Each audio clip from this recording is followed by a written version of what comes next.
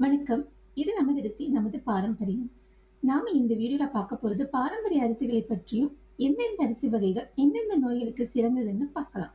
நம் நாட்டில் பாரம்பரிய நெல் ரகங்கள் 2,00,000க்கும் மேல இருந்தது. இதுல தரமான நெல் ரகங்கள் 20,000க்கும் கம்மியா தான் இப்ப புழக்கத்துல இருக்கு. அதுலயும் கம்மியான அரிசி வகைகள் தான் நம்ம கன்சியூம் பண்ணிட்டு இருக்கோம். நமது முன்னோர்கள் பாரம்பரிய அரிசி வகைகளை முறையாக எடுத்துக்கொண்டு வந்ததால் தான் ஆரோக்கியமாக வாழ்ந்தார்கள். அவர்கள் நமக்கு தந்த இந்த அரிசி வகைகளை அடுத்த தலைமுறைக்கு எடுத்துச் செல்வது நமது கடமை.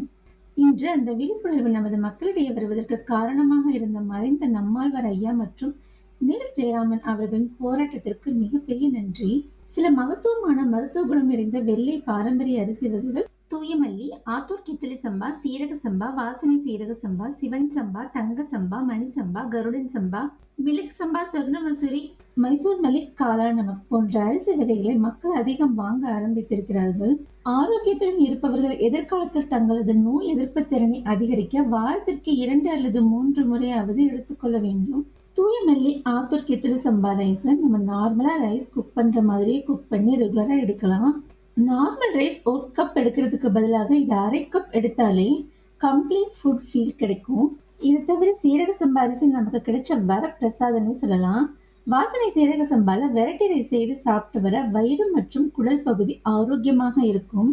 அதிக அளவு நியூட்ரிஷன் வேல்யூ நிறைந்த சிகப்பரிசி வகைகள் மாப்பிள்ளை சம்பா, பூங்கா, ரத்தசாலி, காட்டியானம், கருங்குருவை, நாட்டு கருப்பு கவுனி, 60ஆம் குருவை, குள்ளக்கார், பிசினி அரிசி, பால் குடல்வாளி போன்ற அரிசி வகைகள் மக்கள் தேடி தேடி வாங்கி பயன்பெறுகிறார்கள். எதிர்காலத்தில் நோய் இல்லாமல் வாழ கண்டிப்பாக அடுத்த தலைமுறைக்கு இந்த சிகப்பரிசி வகைகள் எடுத்து செல்ல வேண்டும்.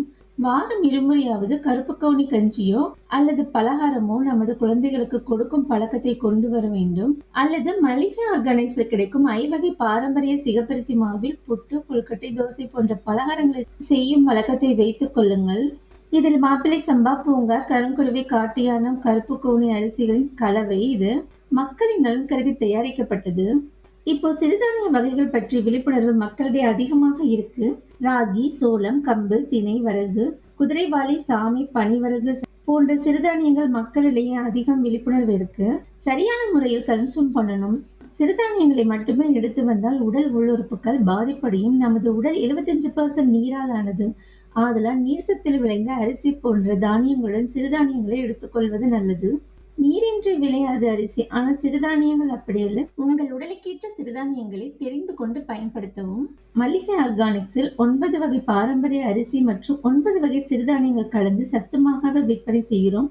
இதில் கஞ்சி செய்து சாப்பிடலாம் மற்றும் கோதுமையுடன் கலந்து சப்பாத்தி மற்றும் ரோட்டி செய்து சாப்பிடலாம். இப்போ எந்தெந்த நோய்க்கு எந்தெந்த அரிசி வகைகள் சிறந்ததுன்னு பார்க்கலாம். முதலில் தைராய்டு பிரச்சனை உள்ளவர்கள் எடுக்க வேண்டிய அரிசி மிளகு சம்பா, கருப்பு கவுனி, கருடன் சம்பா அரிசியை சாதமாகவோ கஞ்சியாகவோ தொடர்ந்து எடுத்து வர தைராய்டு சுரப்பி நார்மல் ஆகும். இவ்வாறு செய்து தைராய்டு நோயிலிருந்து குணமடைந்து தனது ஆசிரிய பணியை விடுத்து இயற்கை விவசாயத்திற்கு வந்த பெண் தான் நமது விவசாயி. தைராய்டு பிரச்சனை இருப்பவர்கள் தாங்கள் எடுக்கும் உப்பில் கவனம் செலுத்த வேண்டும். கல் உப்பை யூஸ் பண்ணுங்க. கல் உப்பை பொடி செய்து யூஸ் பண்ணணும்.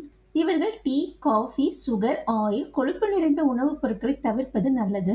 கருப்பு கவுனி கஞ்சி தொடர்ந்து சாப்பிட்டு வருவது சிறந்தது மற்றும் வல்லாரை கீரை அடிக்கடி உணவில் சேர்க்கவும். காஃபி, டீக்கு பதிலாக மந்தாரை மரப்பட்டை அல்லது மாவிலங்கப்பட்டை, சுக்கு, மிளகு, திப்பையுடன் செம்பருத்தி பூ சேர்த்து கொதிக்க வைத்து அந்த நீரை பருகலாம். அல்சர் பிரச்சனை இருப்பவர்களுக்கு ஏற்ற அரிசி சீரக சம்பா, வாசனை சீரக சம்பா, குடல்வாளி போன்ற அரிசி வகைகளை எடுப்பது சிறந்தது. மற்றும் இவர்கள் சிகப்பரிசி வகைகளை கண்டிப்பாக எடுக்க வேண்டும். இது தவிர மணத்தக்காளி கீரை, வெந்தயக்கீரை உணவில் எடுத்து வர அல்சர் நோய் குணமடையும். இளநீர், வெண்பூசணி, சுரைக்காய் போன்ற நீர் காய்கறிகளை தேர்வு செய்து உணவில் சேர்ப்பது அவசியம்.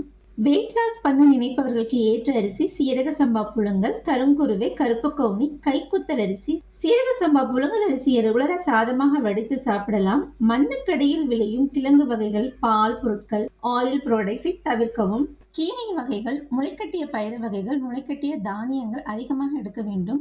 வெண்பூசணி ஜூஸ் காலை வெறும் வயிற்று 45 நாட்கள் தொடர்ந்து எடுத்து வர நல்ல பலன் கிடைக்கும். இரவு உணவாக பழங்களை மட்டுமே எடுக்க வேண்டும். குறிப்பாக உடற்பயிற்சி அல்லது நடைப்பயிற்சி ரெகுலரா இருக்கும்படி பார்த்துக்கொள்ளவும். கருங்குருவை நாளை கழிவு நீக்கம். கருங்குருவை, கருப்பு கவுனி அரிசியை கஞ்சி அல்லது பலகாரங்கள் அடிக்கடி எடுத்து வர நல்ல ரிசல்ட் கிடைக்கும். அடுத்த வீடியோவில் ஆண்கள், பெண்கள், முதியவர்கள் மற்றும் டயபெட்டிஸ் பேஷண்ட்டுக்கு ஏற்ற அரிசி வகைகளை பார்க்கலாம். Thank you all.